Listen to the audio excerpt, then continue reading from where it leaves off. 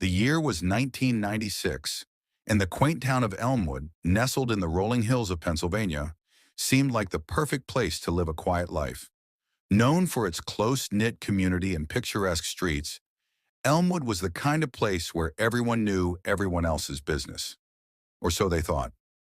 Beneath the town's serene facade, a storm of deception and darkness brewed, destined to shock even the most seasoned investigators. At the heart of the story was Rebecca Hartley, a woman who epitomized the perfect suburban wife, or so it seemed. With her soft blonde curls, gentle demeanor, and charming laugh, Rebecca was the kind of woman neighbors trusted without hesitation. She was married to Thomas Hartley, a hardworking and mild-mannered accountant, who seemed to be everything Rebecca could have wished for in a partner. The couple had been together for almost 15 years, and to the outside world, their relationship was the definition of stability. Thomas was a man of habit. Every morning he would leave their modest brick home at exactly 7:15 a.m., coffee thermos in hand, and return promptly at 6 p.m. Rebecca, meanwhile, worked part-time as a librarian at the local community center. Her life seemed to revolve around her home, her husband, and their 12-year-old daughter, Emily. To neighbors and friends, the Hartleys were the embodiment of the American dream. But perfection often masks imperfection. Beneath the surface, cracks were beginning to form in their seemingly solid marriage. Thomas, ever the analytical thinker, had noticed subtle changes in Rebecca over the past year. Her once bright eyes seemed distant, her laughter more forced. She had become withdrawn, spending more time alone, often giving vague explanations for her whereabouts. When he asked, Rebecca would brush off his concerns with a dismissive wave and an easy smile. "Don't worry so much, Tom. I'm just stressed from work," she would say as she hurried to change the subject. But Thomas's instincts told him otherwise. He wasn't the type to pry, yet something gnawed at him. As weeks turned into months, Rebecca's behavior became more erratic. She frequently returned home late, sometimes past midnight, claiming she had been catching up with friends or attending book club meetings. She seemed distracted, even nervous, glancing over her shoulder whenever they were out in public together. Thomas tried to dismiss his suspicions, telling himself he was imagining things, but he couldn't ignore the growing knot of unease in his chest. Then came the moment that changed everything. It was a chilly evening in late November when Thomas stumbled upon the first clue, a single crumpled receipt tucked into the pocket of Rebecca's coat. The receipt was from a high-end restaurant in a neighboring city, dated the previous Friday night. But Thomas knew Rebecca hadn't mentioned going out that evening. In fact, she had told him she was staying late at the library for inventory work. His mind raced. Who had Rebecca been with? Thomas tried to confront her, but Rebecca was quick to deflect. She accused him of being paranoid and overly controlling, her tone sharp and defensive. It was the first time Thomas had seen a glimmer of hostility in her otherwise gentle demeanor. He backed down, more confused than ever, yet unwilling to let the matter go. A week later, his suspicions were confirmed. One of Thomas's co-workers, James, mentioned seeing Rebecca at the very same restaurant from the receipt, except she wasn't alone. According to James, she had been dining with a man, someone Thomas didn't recognize. Thomas's world began to crumble. He couldn't fathom the idea that Rebecca might be unfaithful, yet all signs pointed in that direction. Determined to uncover the truth, he decided to follow her. On a crisp December evening, Thomas tailed Rebecca as she left their home, claiming she was going to a charity event. He kept a safe distance, his heart pounding as he watched her car wind through the streets of Elmwood and onto the highway. Eventually, she pulled into the parking lot of a dimly lit motel on the outskirts of town. Thomas's chest tightened as he parked a few cars away, watching her disappear inside. Minutes later, a man emerged from a black sedan and followed her in.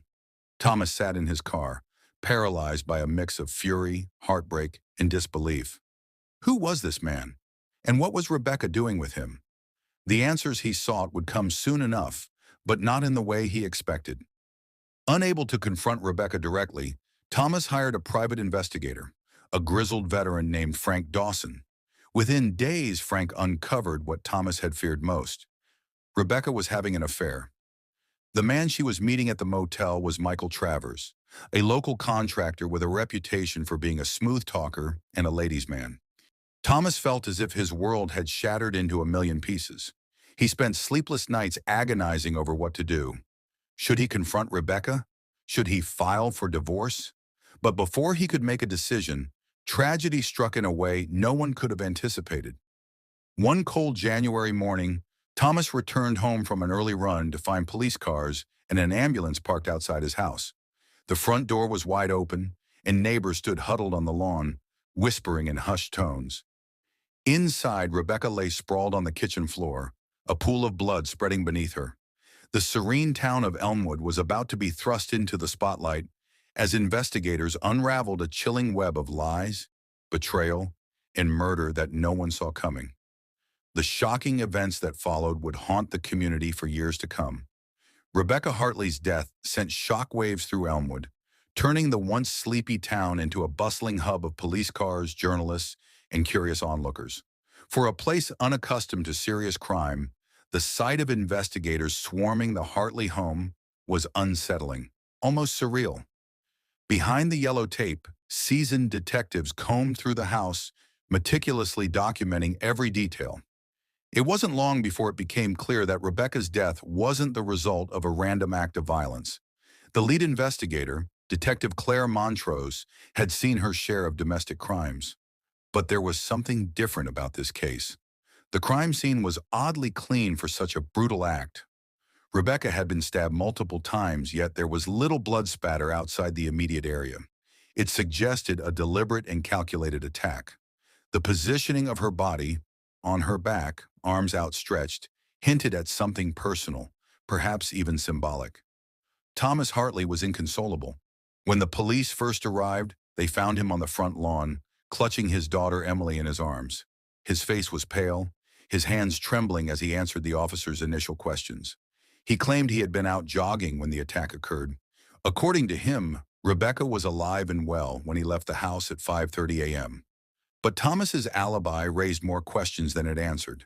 For one, why had he left the house so early, especially on such a bitterly cold morning? And why did he look so disheveled when he returned? Witnesses confirmed that Thomas had been seen jogging, but the timeline was tight, too tight for comfort. Detective Montrose knew better than to jump to conclusions, but her instincts told her there was more to Thomas's story. She pressed him for details about his relationship with Rebecca, and that's when cracks began to show. She'd been distant lately, Thomas admitted, his voice breaking. I think she was seeing someone else. This revelation sent ripples through the investigation. If Rebecca had been unfaithful, it introduced the possibility of another suspect, her lover. But it also cast suspicion back on Thomas. Had jealousy driven him to murder his wife? As the investigation unfolded, the spotlight shifted to Michael Travers, the man Rebecca had been secretly meeting. Michael was quickly identified and brought in for questioning. A ruggedly handsome contractor in his early 40s, Michael had a reputation for charming women, often to the detriment of their marriages. At first, Michael denied any involvement with Rebecca, but under pressure, he admitted to the affair. We were just having fun, he said with a shrug. It wasn't serious. Detective Montrose wasn't convinced. If the affair wasn't serious, why had Michael been spotted at the Hartley home on multiple occasions while Thomas was at work? And why had Rebecca's phone records shown a flurry of calls and messages to Michael in the days leading up to her death? The turning point came when investigators discovered a hidden compartment in Rebecca's jewelry box. Inside was a handwritten letter addressed to Michael. In it, Rebecca confessed her love for him and her desire to leave Thomas. She wrote of feeling trapped in her marriage and longing for a fresh start. The letter painted a picture of a woman torn between two worlds: the safe, predictable life she shared with Thomas and the passionate, unpredictable connection she had with Michael. It also raised an unsettling question. Had Rebecca planned to leave her husband only to pay the ultimate price for her betrayal? Meanwhile, forensic evidence began to tell its own story. The knife used in the murder was a kitchen knife, wiped clean of fingerprints but missing from the Hartley home. Blood analysis revealed that Rebecca had been killed shortly after Thomas left for his run, placing the time of death around 6 a.m. Despite the mounting evidence, the case was far from straightforward. Witnesses came forward with conflicting accounts. Some claimed to have seen a man matching Michael's description near the Hartley home on the morning of the murder. Others reported hearing raised voices coming from the house the night before. The most damning piece of evidence, however, came from an unexpected source. Emily. The 12-year-old had been asleep upstairs when the murder occurred, but she told detectives she had heard something unusual around 5:45 a.m., her mother arguing with a man. "It didn't sound like Dad," Emily said, her voice trembling. "It was someone else. He sounded angry." Emily's statement cast doubt on Thomas's involvement, but it also raised a chilling possibility. Had Michael confronted Rebecca in a fit of rage after learning she was having second thoughts about their relationship? Michael vehemently denied being anywhere near the Hartley home that morning. He claimed he had been at his apartment, preparing for a construction job across town. But his alibi fell apart when surveillance footage surfaced, showing his car parked a few blocks from the Hartley residence around the time of the murder. Confronted with the evidence, Michael's demeanor shifted. He became defensive, accusing the police of targeting him because of his reputation. "I didn't kill her," he insisted. "Yeah, we had an argument, but I left before anything happened. She was alive when I walked out that door." Detective Montrose wasn't buying it. Michael's story was riddled with inconsistencies, and his fingerprints were found on the motel receipt Thomas had discovered weeks earlier. But there was still no direct evidence tying him to the murder. As the investigation dragged on, the pressure mounted. The media had caught wind of the case, dubbing it the Elmwood betrayal. Reporters camped outside the Hartley home, hungry for updates. The town was divided, with some residents convinced Thomas was guilty, while others believed Michael was the true killer. Through it all, Thomas maintained his innocence. He cooperated fully with the investigation, even volunteering to take a polygraph test, which he passed. But the emotional toll was evident. He had lost his wife, his reputation was in tatters, and his once close relationship with Emily was strained. "I just want justice for Rebecca," he told Detective Montrose during one of their interviews. "Whoever did this, they need to pay." Then in a surprising twist, a new piece of evidence came to light. A neighbor's security camera had captured a shadowy figure entering the Hartley home through the back door around 5:50 a.m.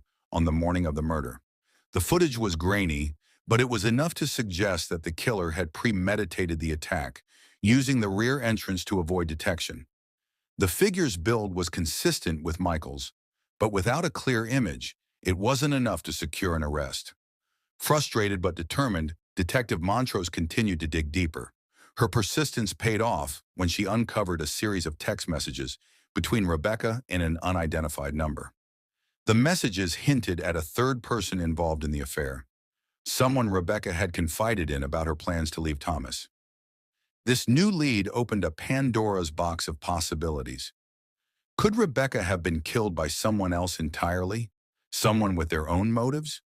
Or was this third person merely a pawn in a larger game of deceit and betrayal? The answers remained elusive, but one thing was certain. The closer investigators got to the truth, the more dangerous the game became.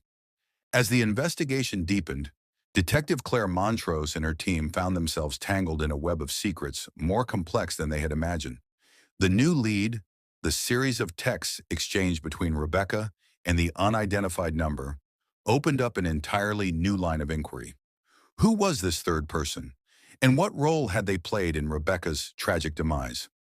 Using advanced phone tracking methods, the number was traced to a woman named Laura Grayson, a name unfamiliar to both Thomas Hartley and Michael Travers. Laura, a local bartender in her early 30s, lived on the outskirts of Elmwood. When detectives visited her home, Laura seemed nervous but cooperative. "I knew Rebecca," Laura admitted, her voice shaky as she clutched a steaming mug of coffee. "She'd come into the bar sometimes. We talked." Detective Montrose pressed further. "What did you talk about, Laura?" "Her marriage," Laura replied, glancing at her feet. "She told me she wasn't happy, that she was seeing someone else. She said she felt trapped." Laura's statements matched what investigators already knew, but she hesitated when asked if she knew about Michael Travers. "I met him once," Laura finally said. "He came to the bar with Rebecca. They argued. It got heated. He said something about her needing to make a choice, about being tired of waiting." This revelation painted Michael in an even darker light. It suggested he had been pressuring Rebecca, perhaps even threatening her. But Laura also added another layer to the story. Rebecca wasn't just afraid of Michael, she said. She was scared of her husband. The room fell silent. She told me she thought Thomas was starting to suspect something, Laura continued. She said he'd been acting differently, watching her closely, asking questions. She was afraid he'd do something if he found out about the affair. These statements complicated the case further. It was now clear that Rebecca felt trapped, not just by her marriage, but by her affair as well. Both men had motives, and both had shown patterns of behavior that raised red flags. Detective Montrose left Laura's house with more questions than answers. The possibility that Thomas might have known more than he let on couldn't be ignored. Montrose decided it was time to re-interview him, this time focusing on his knowledge of Rebecca's affair and his whereabouts on the morning of her death. When confronted, Thomas's calm demeanor began to crack. "I suspected something," he admitted. "She was distant. I found the receipt and I knew, but I didn't kill her. I loved her despite everything." Montrose leaned forward, her gaze steady. "If you didn't kill her, Thomas, then who did?" Thomas hesitated, his hands trembling. "I don't know. But if you think I could hurt her, you're wrong. I wanted to fix things. For Emily's sake." Despite his emotional plea, Montrose couldn't ignore the inconsistencies in his story. His alibi was thin, and his initial reaction to finding Rebecca's body seemed almost rehearsed. Still, there was no physical evidence tying him to the crime. The investigation took another turn when forensics revealed a breakthrough. A partial fingerprint had been lifted from the knife handle, and while it wasn't a full match, it was enough to rule out Thomas Hartley. The print belonged to Michael Travers. When confronted with this evidence, Michael's cocky demeanor evaporated. "All right, yes, I went to the house that morning," he confessed, his voice trembling. "But I didn't kill her. I went to talk to her. She'd been avoiding me, and I needed answers. But when I got there, she was already dead." Michael claimed he had panicked upon finding Rebecca's lifeless body, touching the knife in a moment of shock before fleeing the scene. His explanation was plausible, but Detective Montrose wasn't convinced. "Why didn't you call the police, Michael?" she asked pointedly. "I was scared," he shouted. "I knew how it would look. The affair, the arguments. I knew I'd be the first person they'd blame." Michael's confession complicated the case even further. If he had found Rebecca dead, it suggested there might be a third party involved, someone who had arrived before him and carried out the murder. But if that was true, who was this third person? And what was their motive?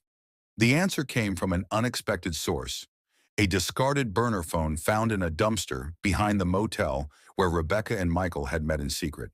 The phone, once traced, revealed a series of chilling messages exchanged between Rebecca and an anonymous number. The messages hinted at threats Rebecca had received in the weeks leading up to her death. One in particular stood out: "If you don't end it, I will." The tone was menacing, and the timestamp placed it just 3 days before Rebecca's murder. Further analysis of the phone's data led investigators to another shocking discovery. The anonymous number was linked to Laura Grayson. When Detective Montrose confronted Laura with this evidence, the bartender broke down. "All right, I sent the messages," Laura admitted, tears streaming down her face. "But I didn't mean to scare her. I was trying to protect her." "Protect her from what, Laura?" Montrose pressed. "From herself," Laura sobbed. "She was making a mess of her life. She didn't know what she wanted. She was hurting everyone around her. Thomas, Michael, even Emily. I just wanted her to stop before things got worse." Despite her emotional confession, Laura denied any involvement in the murder. But her statements raised yet another possibility. Had Laura, in her attempt to protect Rebecca, crossed a line? The case reached its climax when surveillance footage from the motel was re-examined. The footage showed not only Rebecca and Michael meeting, but also a shadowy figure lingering near the parking lot on multiple occasions. After enhancing the footage, investigators identified the figure: Laura Grayson. Faced with this evidence, Laura finally broke. "I didn't mean to kill her," she said, her voice trembling. "I just wanted to talk. I went to the house that morning to convince her to stop seeing Michael, but she wouldn't listen. She got angry, said I had no right to interfere. We argued, and I lost control." Laura claimed the stabbing was an act of passion, not premeditation. She had grabbed the knife from the kitchen in the heat of the moment, striking Rebecca in a fit of rage. When she realized what she had done, she panicked and fled, leaving the back door unlocked in her haste. Her confession brought the case to a tragic close. Laura was arrested and charged with second-degree murder. During her trial, she expressed deep remorse, but her actions had irrevocably shattered multiple lives. For Thomas Hartley, the resolution offered little solace. He had lost his wife, his daughter's trust, and the sense of normalcy he had once taken for granted. Michael Travers, though cleared of murder charges, faced public scrutiny and the collapse of his business. Elmwood, too, would never be the same.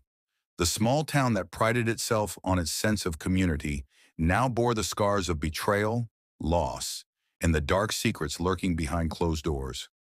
In the end, Rebecca's death served as a grim reminder of how fragile human relationships can be and how devastating the consequences of betrayal can become.